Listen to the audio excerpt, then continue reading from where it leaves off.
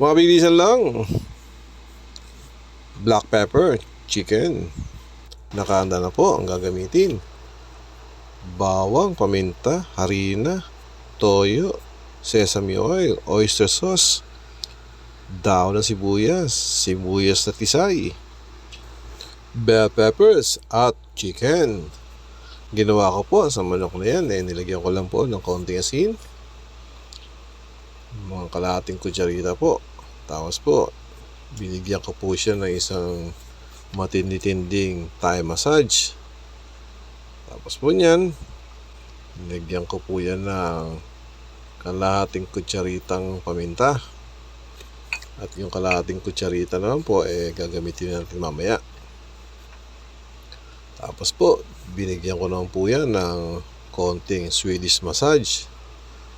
Tapos po, inilagay ko na po yung ating isang kutsarang harina, all-purpose flour. Ginamit ko po dyan. Konting lamas-lamas lang. Tapos inihanda ko na po yung pagpiprituhan natin ng mga manok na yan.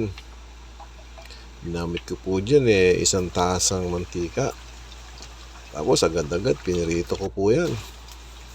At nung siya naluto na ng after 3 minutes, naging golden brown na siya, hinango ko na po agad. At mag-uumpisa na po akong gumawa ng sauce. Kalahating tasa ng tubig lang po ginamit ko. Tapos nilagay ko na po yung isang kutsarang toyo. Tapos isang kutsarang oyster sauce. At isang kutsarang sesame oil. Nilagay ko na po yung natirang paminta. At dinagdagan ko pa po yan ng liquid seasoning. Ayan. Tapos po, hinalo-halo ko lang po ng bahagya hanggang mag-incorporate po ang mga sangkap na nilagay natin sa tubig. After po nyan, nag-umpisa na po ako na maggisa. Ito na po ang exciting part, yung paggigisa.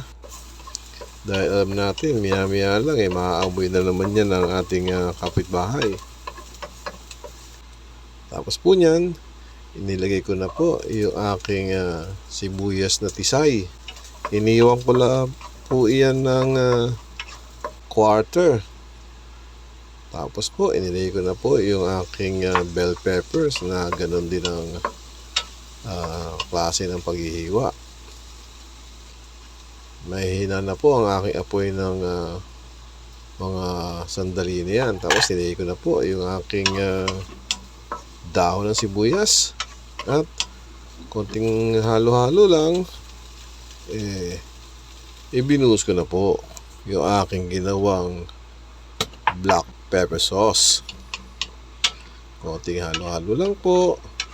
Niluto ko po yan ng 1 minuto hanggang siya kumulo. Nung kumulo na po, tinikman ko na kung ayos na yung dami ng paminta.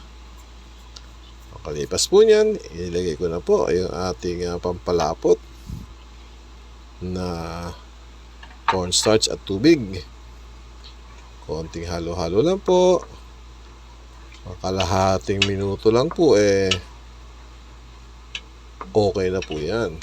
Medyo lumapot-lapot na po yan.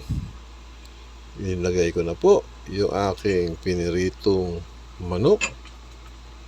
At ituloy ko lang po ang pagluluto ng 1 minuto pa. Tapos po niyan, nilagay ko na po yan sa isang malinis na plato. Makalipas po niyan, isinrep ko na po yan sa akin naghihintay na bunso anak. Maraming salamat po sa inyong panonood at sa patuloy niyong pagsuporta sa aking mga ginagawang video. Maraming salamat. Hanggang sa muli. Bye!